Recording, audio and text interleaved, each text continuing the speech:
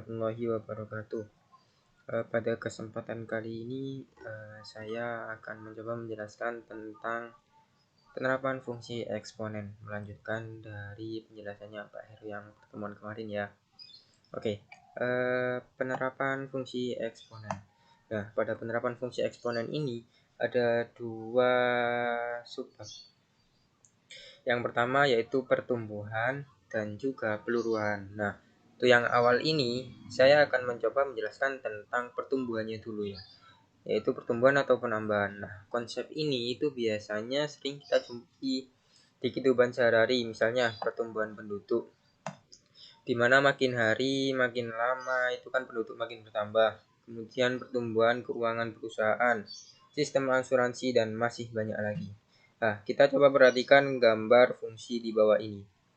Nah, dari gambar fungsi di bawah ini, apa yang bisa kalian tangkap? Nah, misalnya X, ini kan X ya. Kalau yang di sini itu X. Nah, kalau yang di atas ini berarti Y.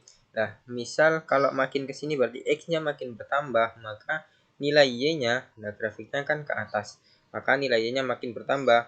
Jadi, pada gambar tersebut tampak bahwa jika X-nya bertambah, maka nilai Fx itu sama dengan Y, dengan nilainya itu KA pangkat X, itu juga makin besar. Nah, kalau kalian menemui grafik fungsi seperti ini, nah ini termasuk merupakan grafik fungsi eksponensial. Nah, pertumbuhan eksponensial tersebut dapat dituliskan dalam bentuk fungsi tadi. Y sama dengan Fx itu sama dengan Y sama dengan KA pangkat X, di mana nilai A-nya itu sama dengan P plus 1. Nah, P-nya itu nanti pertumbuhan. P di sini menyatakan laju pertumbuhannya. Nah, ini rumusnya. Lah, untuk memahami lebih lanjut, kita langsung ke contoh soalnya saja ya. Contoh soal. Sony menabung sebesar 500.000 di suatu bank selama 3 tahun dengan bunga majemuk sebesar 10% per tahun. Pada setiap akhir tahun, bunga pada tahun yang bersangkutan ditambahkan dengan uang yang tersimpan sehingga seluruhnya menjadi modal tahun berikutnya. Berapa jumlah uang Sony pada akhir tahun ketiga? Nah, kalau ada soal seperti ini bagaimana cara menjawabnya? Kita nyatakan dulu. Misalkan uang Sony menabung di awal tadi 500.000, kita nyatakan dengan bentuk K. Kemudian penambahan bunga majemuk dinyatakan dalam bentuk P. Nah, ini kan 10%. Nah, nanti kita ubah bentuknya menjadi bentuk desimal, yakni 0,1. Nah, waktu menabungnya tadi berapa? 3 tahun. Itu kita nyatakan bentuk X. Kemudian yang ditanyakan itu jumlah uang Sony, kita nyatakan dalam bentuk KX. Maka kita dapatkan rumus seperti ini. Nah, rumusnya seperti yang tadi. KX, di mana uang Sony di akhir tahun. KX, di mana K-nya itu modal awalnya Sony menabung. P-nya itu peluruannya, yaitu 10%. Kemudian X-nya itu waktu, selama 3 tahun.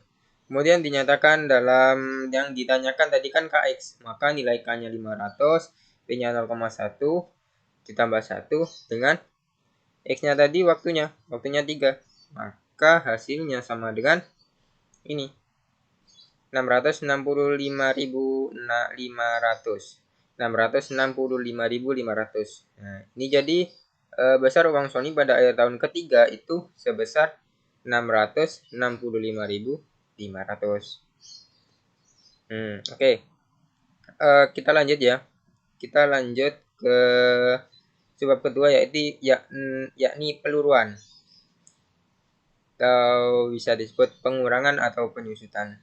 Nah, contohnya di sini itu secara eksponensial adalah peluruan zat radioaktif. Jadi grafiknya makin menurun. Kalau tadi penambahan kan, kalau X-nya bertambah maka Y-nya juga bertambah. Lah, kalau di sini kalau X-nya bertambah maka Y-nya menurun. Nah, rumusnya seperti yang tadi, yakni Fx sama dengan Y sama dengan KA pangkat X. Rumusnya sama, tapi nanti bedanya di sini nilai A-nya. Kalau tadi nilai A-nya yakni P plus 1, atau 1 plus P. Nah, kalau yang di peluruan ini nilai A-nya sama dengan 1 min P. Nah, bentuk rumusnya seperti ini, hampir mirip. Cuman hati-hati ya, kalau peluruan itu 1 min P. Kalau penambahan tadi P plus 1 atau 1 plus P. Kita langsung ke contoh soalnya. Pada pukul 8 pagi, massa suatu zat radioaktif adalah 0,2 kg. Apabila diketahui laju peluruhan zat radioaktif tersebut 10% setiap jam, hitunglah sisa zat radioaktif pada pukul 14.00 siang. Oke, kita coba menjawabnya. Misalkan zat radioaktif pada pukul 8 ditulis dengan notasi K. Laju pertumbuhannya kita nyatakan dalam bentuk P dan waktunya X. Kemudian sisa zat radioaktif atau yang ditanyakan itu kita lambangkan dengan Kx. Maka rumusnya Kx sama dengan K 1 min P pangkat X. Dimana K-nya itu 0,2 kg. Kemudian P-nya itu 10% atau bisa kita rubah menjadi bentuk desimal yakni 0,1. Dan waktunya itu dari jam 8 ya, dari jam 8 sampai jam 2 kita kurangi saja, tinggal 6 jam.